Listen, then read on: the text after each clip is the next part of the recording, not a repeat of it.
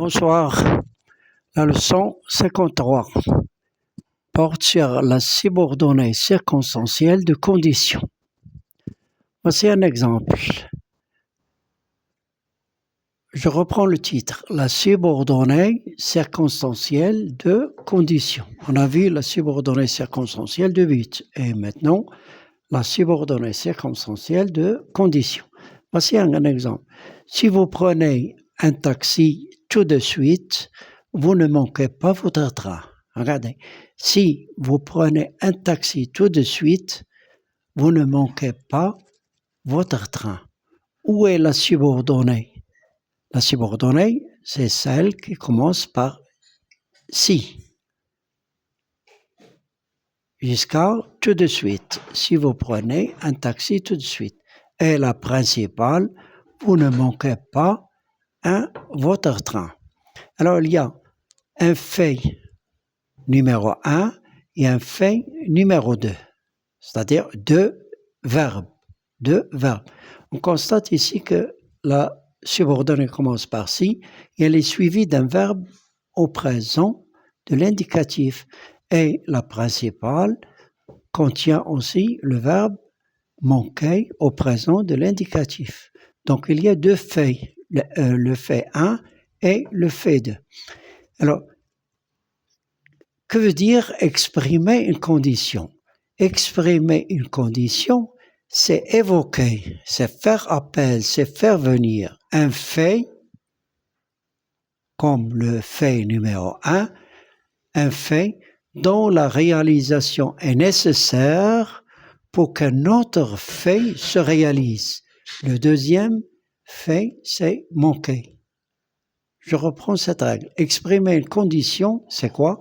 C'est évoquer un fait dont la réalisation est nécessaire pour qu'un autre fait se réalise.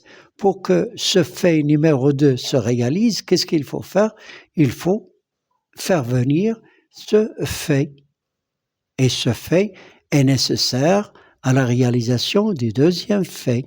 C'est ça ce que veut dire exprimer une condition. Je reprends cette règle. Exprimer une condition, c'est évoquer un fait dont la réalisation est nécessaire pour qu'un autre fait se réalise. Bon, voici les structures de la subordonnée circonstancielle de condition. SC2C. La subordonnée circonstancielle de condition. La structure. Alors, la proposition subordonnée de condition plus la proposition principale, comme ici, la subordonnée circonstancielle de condition qui commence par si, qui est introduite par si, plus la proposition principale.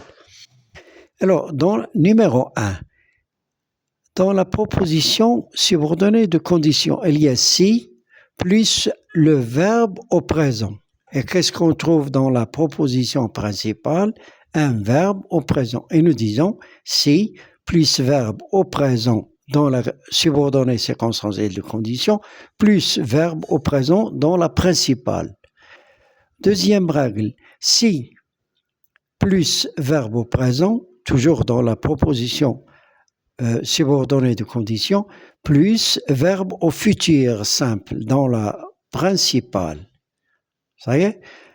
Troisième structure, si plus verbe au présent dans la proposition subordonnée de condition, plus verbe à l'impératif dans la proposition principale, l'impératif qui sert à donner un ordre.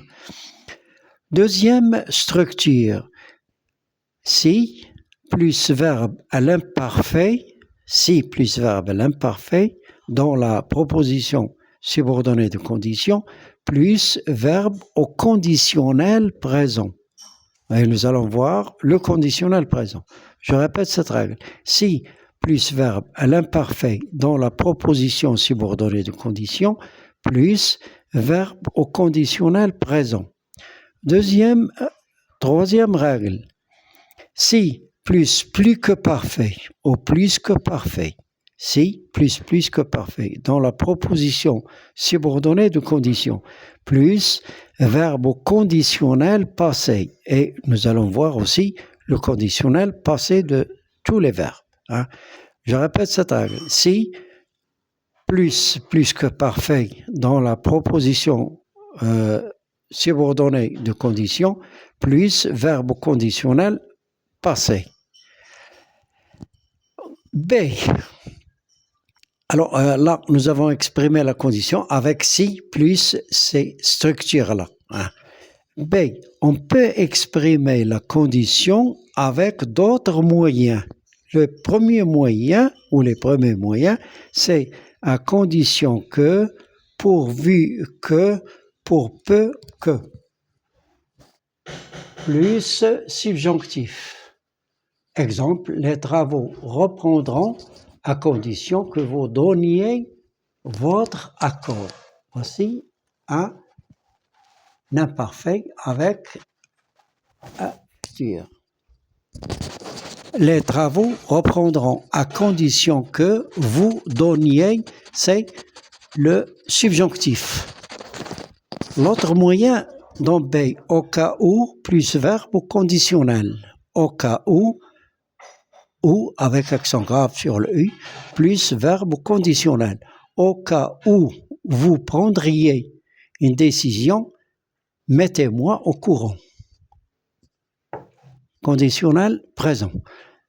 C'est un autre moyen à condition de plus infinitif.